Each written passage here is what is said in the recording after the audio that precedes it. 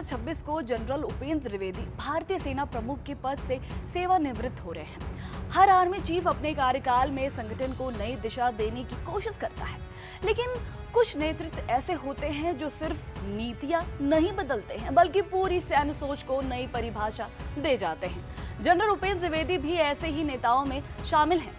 उनके कार्यकाल में भारतीय सेना लंबे समय तक सिर्फ एक नाम से नहीं बल्कि एक पहचान से याद रखेगी। ड्रोन जनरल ये सिर्फ एक आकर्षक उपाधि नहीं है बल्कि उनके कार्यकाल में सेना के भीतर हुए बड़े बदलावों का प्रतीक है। नमस्कार, आप देख रहे हैं जी मीडिया का डिजिटल प्लेटफॉर्म। मैं हूं आपके साथ साक्षी सिंह।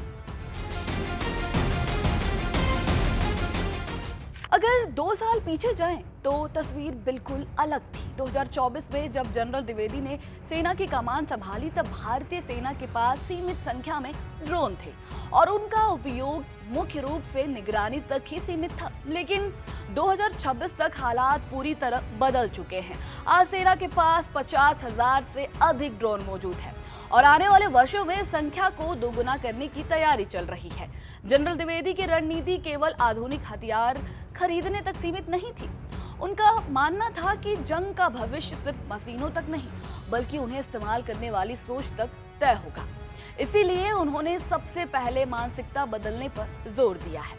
उनका उद्देश्य था कि तकनीक सिर्फ वरिष्ठ अधिकारियों तक सीमित ना रहे बल्कि हर जवान की ट्रेनिंग और ऑपरेशनल क्षमता का हिस्सा बने। इसी सोच का परिणाम है कि देश भर की सैन्य छावनियों में 25 से अधिक ड्रोन और काउंटर ड्रोन अब स्थापित किए गए हैं। यहाँ सैनिक सिर्फ ड्रोन उड़ाने नहीं सीखते हैं बल्कि दुश्मन के ड्रोन को ट्रैक करना, उन्हें निष्क्रिय करना और युद्ध के दौरान तकनीकी बढ़त हासिल करना भी सीखते हैं। ड्रोन की भूमिका भी अब केवल निगरानी तक सीमित नहीं रही। आज ये मशीनें लक्ष्य चिन्हित करते हैं, हथियार गिराने, सटीक हमला करने और दुश्मन की इलेक्ट्रॉनिक गतिविधियों को पकड़ने जैसे अहम काम कर रही है। इसी बदलाव के साथ सेना में नई विशेष इकाइयां भी तैयार की गई हैं। Bhairav battalion, Ashni platoon, Rudra all arms brigade, Shaktibaan regiment और दिव्यास्त्र बैटरीज, इन सभी का मकसद एक ही है, सेना के विभिन्न हथियारे सिस्टम को एक मजबूत नेटवर्क में जोड़ना ताकि निर्णय तेजी से लिया जा सके। आधुनिक युद्ध में जीत उसी की होती है जो तेज सोच और तेज हमला करे। किसी भी सैन्य रणनीति में असली परीक्षा मैदान में होती है और जनरल द्विवेदी के कार्यकाल में ऑपरेशन सिंदूर ने यही साबित किया है। इस ऑपरेशन ने दिखा दिया कि सेना की तकनीकी तैयारी सिर्फ कागजों पर नहीं थी।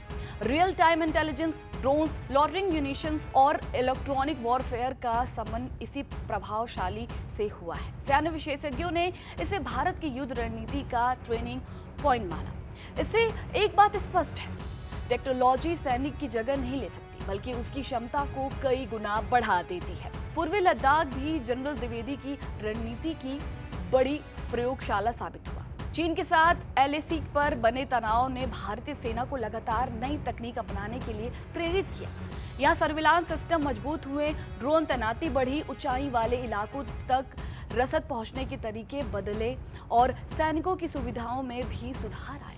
आज सीमा पर सिर्फ सैनिक की संख्या मायने नहीं रखती, असली ताकत इस बात में है कि कौन पहले जानकारी जुटाता है और कौन पहले प्रतिक्रिया देता है। जनरल द्विवेदी के कार्यकाल की एक और बड़ी उपलब्धि रही है स्वदेशीकरण। उन्होंने निजी कंपनियां, स्टार्टअप, MSME, रिसर्च स्थानों और डिफेंस वैज्ञानिकों को एक मंच पर लाने पर विशेष जोर दिया। इसका परिणाम ये हुआ कि यूनिफॉर्म से लेकर गोला बारूद और ड्रोन सिस्टम तक कई अहम रक्षा उपकरण अब भारत में ही तैयार हो रहे हैं। इसका सीधा फायदा ये है कि युद्ध जैसी स्थिति में भी विदेशी सप्लाई पर निर्भरता कम होगी और सप्लाई चेन बाधित होने का खतरा भी घटेगा। साथ ही सेना ने सिविल संसाधनों के साथ तालमेल भी बढ़ाया है। दूर दराज क्षेत्रों में लॉजिस्टिक्स सपोर्ट के लिए सिविल एविएशन का इस्तेमाल बढ़ाया गया ताकि जरूरत पड़ने पर सैन्य हेलीकॉप्टर और एयरक्राफ्ट सीधे ऑपरेशन में लगाए जा सके। कुछ इंफ्रास्ट्रक्चर ऐसे भी विकसित किए गए जिनका लाभ सेना और आम नागरिकों दोनों को मिल सके। लेकिन शायद जनरल द्विवेदी की सबसे बड़ी उपलब्धि तकनीक नहीं बल्कि सोच में बदलाव है।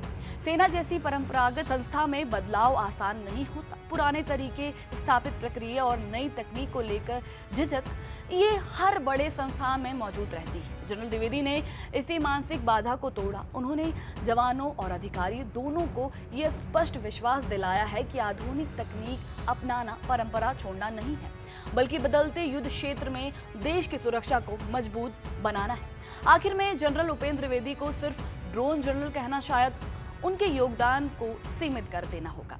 उनका असली योगदान ये है कि उन्होंने भारतीय सेना को उस भविष्य के लिए तैयार किया जहां युद्ध केवल सीमाओं पर नहीं, साइबर स्पेस, इलेक्ट्रॉनिक स्पेक्ट्रम और आसमान में भी लड़े जाएंगे। आने वाले सेना प्रमुख इसी मजबूत नींव पर आगे बढ़ेंगे, लेकिन इतिहास इस दौर को उस समय के रूप में याद रखेगा जब भारतीय सेना ने पारंपरिक युद्ध क्षमता से आगे बढ़कर तकनीक आधारित युद्ध की दिशा में निर्णायक कदम उठाया। और इस परिवर्तन का चेहरा बने जनरल उपेंद्र द्विवेदी, जिन्हें इतिहास शायद हमेशा ड्रोन जनरल के नाम से याद रखेगा।